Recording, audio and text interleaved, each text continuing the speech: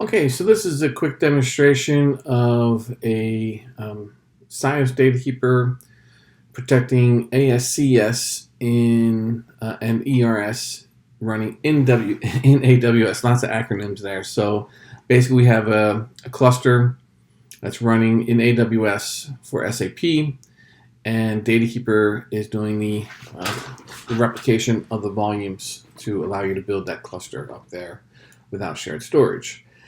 So this is failover cluster manager, and I have the cluster already up and running. I have the ASCS and the ERS instances running, and it basically works exactly like you're accustomed to with shared storage clusters, except we're using this data keeper volume resource instead of the physical disk resource or the cluster disk resource.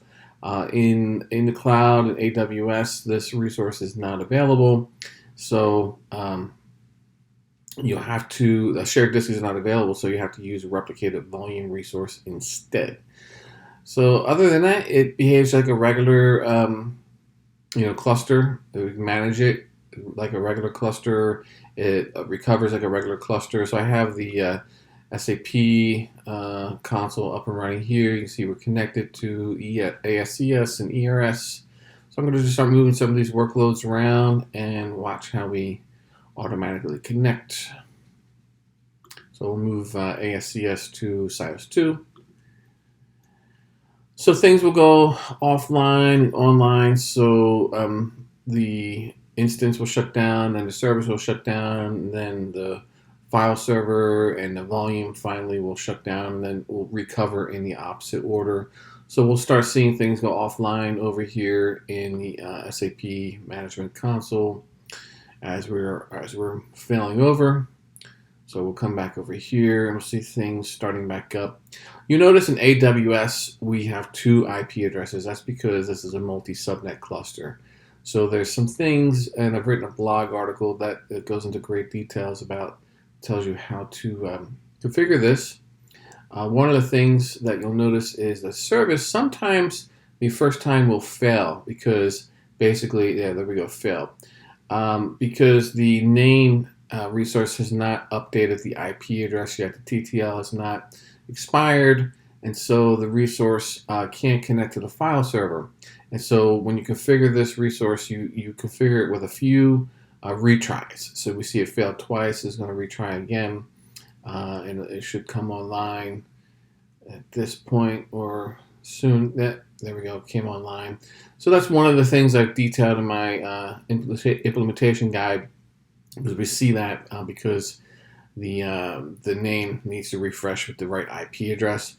But we're all online now, and you can see we reconnected over here. The SAP instances are still up and running for ASCS. And the same thing will happen if I move ERS to SIOS 2. Things will go offline. We'll see ERS process list go offline. And so we're offline now over here, offline, coming back online. The ERS service typically will start without any issues because it's not relying on the file server being available at this point. So we're coming online, and the instance is online, so the failover happened. In a moment, the GUI over here will refresh to show that we're connected to the new ERS instance.